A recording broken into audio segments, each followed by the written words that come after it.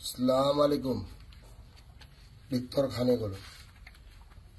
এই ভিক্টর দাস যদি আজ ভিক্টর খান হবলগীয়া হয়েছে কিয়? কারণ এই বিজেপি সরকারে বাধ্য করেছে। তাকে এবার কল আই রিপিট আসসালামু আলাইকুম। এই ভিক্টর দাস যদি আজ ভিক্টর খান হবলগীয়া হয়েছে কার কারণে? এই বিজেপি সরকার যিখন বিজেপি সরকারে কি কয় হিন্দুত্ববাদ। এই বিজেপি সরকার যিখনে কি বলি কয় বলে গেরুয়া রং। কিন্তু এই বিজেপি সরকারে কি করে আমাক নোয়া কৰি পেলালে। মই টুপি পিন্ধা আপোনালোকে দেখিছে। তহঁতৰ হেমন্ত বিশ্ব শৰ্মাই এদিন টুপি পিন্ধিছিলে যেতিয়া স্বাৰ্থ আছিলে। মোৰ কোনো স্বাৰ্থ নাই আৰু মই পলিটিক্স কেতিয়াও নকৰো।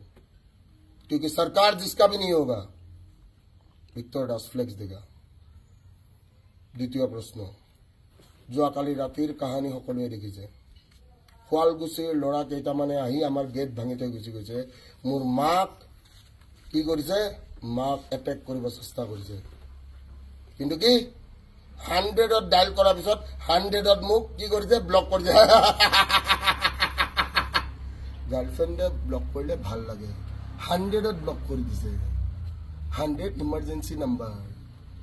ঠিক আছে। তৃতীয় প্ৰশ্ন, ভিক্টৰ দাসে আগন্তুক কি কৰিব? ভিক্টৰ দাসে ভিক্টৰ সেনাক এটাই মেছেজ দিব যে কি ঘৰত থাক আৰু ঘৰত থাকি দুনিয়া কেনেকে হিলাব পাৰিব মই শিকাম। জয় অসম। হিন্দু মুছলিম বুলি কথা নাই, জয় অসম সদায় কম। আৰু ভিক্টৰ সেনা জিন্দাবাদ থা, ভিক্টৰ সেনা জিন্দাবাদ হে, আৰু ভিক্টৰ সেনা জিন্দাবাদ रहेगा।